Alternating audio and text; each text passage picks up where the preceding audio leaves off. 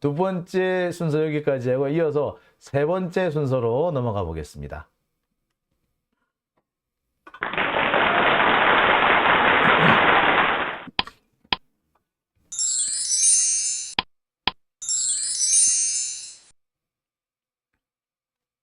네, 오밤중의 뉴스 함께하고 계십니다. 이사나이님, 자식들은 있는지, 자식들에게 부끄러운 나비 좀 당당히 살 길을 모색해야지 거짓말에 소설 점점점 하셨네요. 예. 유동규가 딸도 있고요, 아들도 있어요. 아들 좀 늦둥인 걸로 알고 있고요. 큰 딸은 유학을 간 걸로 돼 있습니다. 유학 보내려면 돈 많이 들지 않나요? 여러분 혹시 뭐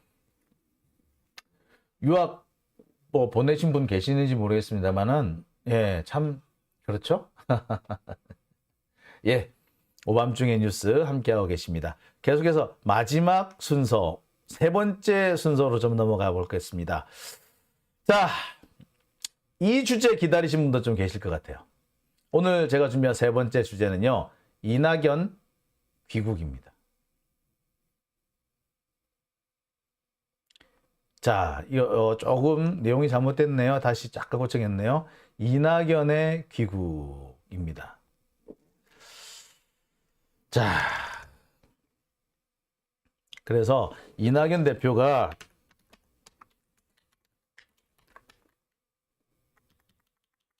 오늘 새벽에 귀국했습니다. 새벽 5시에 비행기 편으로 들어왔다고 하더라고요. 그리고 이제 곧바로 이 장인 빈소가 차려져 있는 삼성병원으로 직행을 했다고 합니다. 이낙연 대표 측은 그렇게 얘기를 해요. 이건 어디까지나 장인의 돌아가신 장인의 이 장례를 치르기 위한 그런 목적일 뿐이고 정치적인 의도는 없다.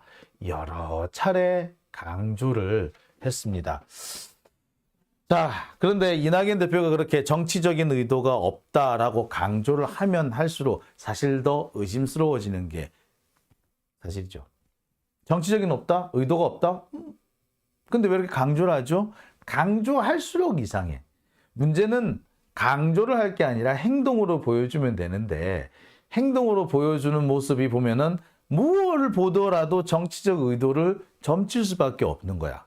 일단 이른바 친낙계라고 하는 수박들 다 모였어요. 국회의원들 중에서 오용환부터 해가지고 뭐 저기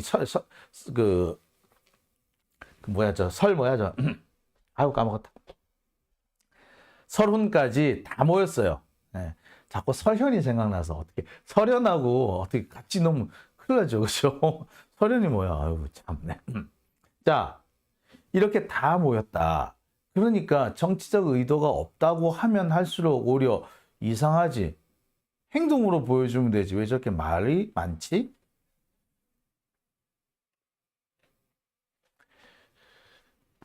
장인상 후에 바로 출국을 할 거다라고 합니다. 그렇지만 장인상이 끝나고 난 다음에도 한동안 국내에 있을 걸로 지금 보입니다. 10여일간 한국에 머무를 거래요. 열흘이 아니라 10여일. 최대 한 2, 3주 가까이 머무를 수 있다는 얘기입니다. 그러니까 오늘 귀국했으니까 빨라야 19일 날 늦으면 한 24, 5일까지도 있을 수 있다라는 얘기죠. 상황이 이렇게 되니까 사람들이 조금 갸우뚱해지기 시작합니다. 그래?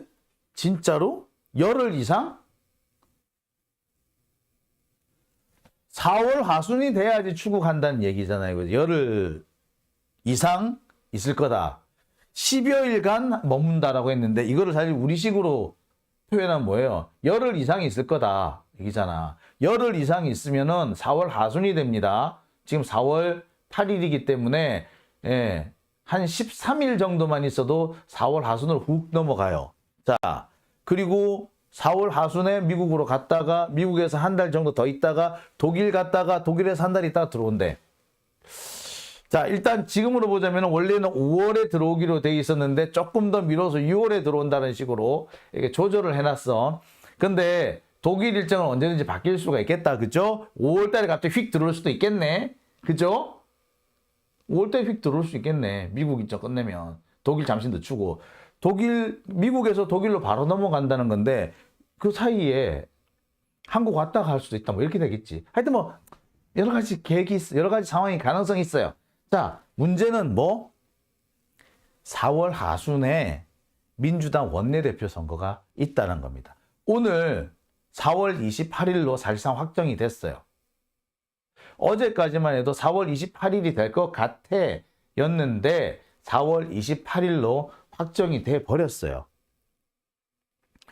대표에 나가는 사람은 박광원, 홍익표를 비롯해서 김두관, 이원욱, 윤관석, 안규백 등 모두 5명이 6명 정도가 출마를 할 걸로 보입니다. 자, 4월 28일 날 원내대표 선거를 치르는 방안이 논의 중이라 그랬는데 사실상 확정이 된 걸로 되어 있습니다. 4월 28일 날. 자, 그래서 현재 안규백, 박광원, 윤관석, 이원욱, 홍익표, 김두관 이렇게 거론이 되고 있는데 가장 유력한 사람은 박광원, 홍익표 이 두 사람이더라. 박광원이 더 유리해 보이더라. 자, 그리고 다크호스로 이원욱이 상당히 꼽히고 있다. 자, 이런 상황인데 자세히 살펴보자고. 박광원은 누가 보더라도 이낙연의 오른팔 같은 사람이잖아요. 그죠?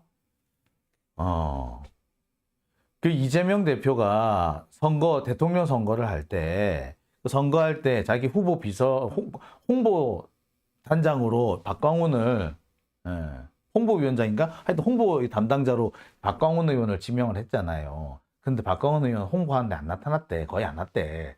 근데 뭐 그래서 되게 그때부터 말이 많았죠. 그리고 여기 이원욱 의원 얼마나 이재명 대표 물고 뜯고 싶고 했습니까? 그죠?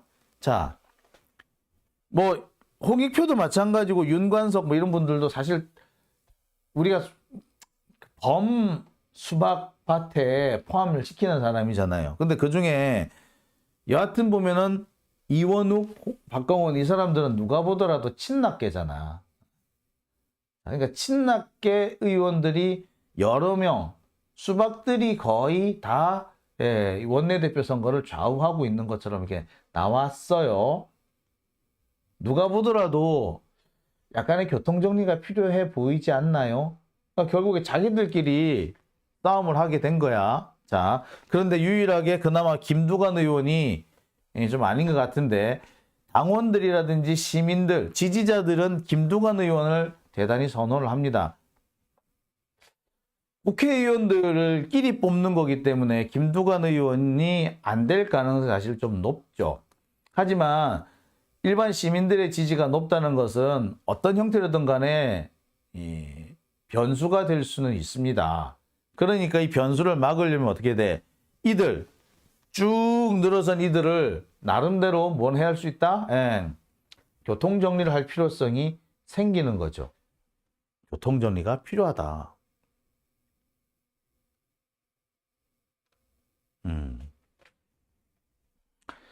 자, 이낙연 쪽에서는 분명히 그렇게 얘기를 할 겁니다. 아유, 그거 어디까지나 억측이야.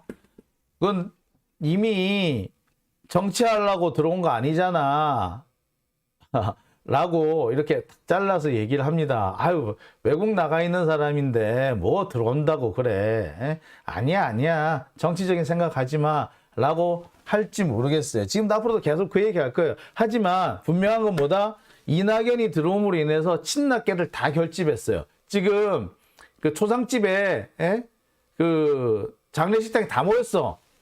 그리고 뭐 하여튼 간에 저기 우리가 똥팔이라고 부르는 이낙연 팬덤들, 이낙연 훌리건들, 걔네들도 지금 다 모였어. 여러분 뭐 아시는 건 다 아실 거예요. 가보면 그 병원 근처에만 가도 장례식장 부근에만 가도 다 알 수 있는 얘기. 소위 말해서 친낙계 국회의원들은 물론이고 소위 말해서 그 팬클럽, 이낙연 팬클럽 사람들 다 모여서 뭐 도깨비니 뭐 푸른 깨비니 뭐 슬렁 깨비니 다 모였더라고. 이게 정치적 의미가 없나요? 더군다나 민주당 원내대표 선거가 지금 임박해 있는 상태인데 이게 정치적 의미가 없는 건가요? 정치적 의미가 없다라고 계속 이낙연 대표는 주장할 겁니다. 하지만 저는 곱게 그 말이 귀에 들리지 않네요. 왜? 이낙연 전 대표는요, 이재명 대표에 대한 체포동의안이 국회에 상정됐던 그 전후, 그 전에, 그 직전에 국내에 들어와 있었습니다. 여러분 기억하시죠? 이재명 대표의 체포동의안은 2월 27일에 부결이 됐었고요. 실제로 검찰이 체포동의안을 국회에 보낸 거는 2월 16일인가 그랬어요. 그리고 구속영장을 청구를 한 거는 2월 14일경이었습니다. 그런데 이분은 언제 왔다? 제가 알기로는 2월 10일경에 국내에 왔다 갔어요. 그 경에, 그 전후로 왔다 갔어. 제가 지난번에 한번 보여드린 바 있다고. 통화를 한 사람이 있다고. 자, 그때도 왔었는데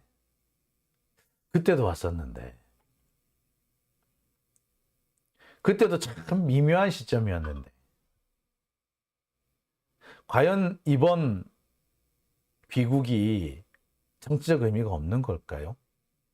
시기상 매우 미묘하고 실제로 정치적 의미를 아무리 부여하지 말라 그래도 정치적 의미가 있는 사람들이 모였어요. 정말 아무 의미가 없나요? 자, 부디 부탁드립니다. 논란거리 이제 더 이상 만들지 말아 주셨으면 합니다. 그나마 예의를 다해서 보내드릴 수 있을 때 떠나가실 수 있기를 바라겠습니다. 자, 제가 더 사실 오늘 준비한 얘기 많습니다. 또 세게 확 쏟아내려고 준비를 잔뜩 했는데 일단 여기까지만 할게요. 하지만 다시 한번 당부드립니다. 네, 부탁드립니다. 더 이상의 행보는요, 분열을 일으킨다라는 분열에 책임을 지는 행동밖에 안 될 겁니다. 진짜 분열을 원하신다면 그렇게 하세요. 책임 다 져야 될 겁니다. 자, 여기까지 하겠습니다. 오밤중의 뉴스. 예. 여러분들 제 제보 이를 주시고요. 제가 요즘에 쇼츠를 지금 조금씩 만들어서 올리고 있는데 요 부분은 쇼트로 만들어주면 참 좋겠다라고 싶은 부분이 있으면 요리로 문자 보내주시면 제가 반영하겠습니다. 예. 박명수님, 장 기자님 안 돼요. 그냥 나갈 놈이 아닙니다. 예. 제가 뭐라 그런다고 해도 나갈 놈 아니에요. 그죠? 예, 그렇다고 해서 제가 이 사람 붙잡고 그냥 뭐 멱살을 잡을 거야? 어쩔 거야? 생각 같아서 멱살 잡고 싶은데, DBS 소리님, 지금 이낙연 마음이 경 마음일 마음일 듯. 무인도 애플님, 지가 김대중이야. 클라시님, 베트남까지 갔다 온 홍익표. 그죠? 홍익표도 사실은, 박강훈 못지않은 사람이죠.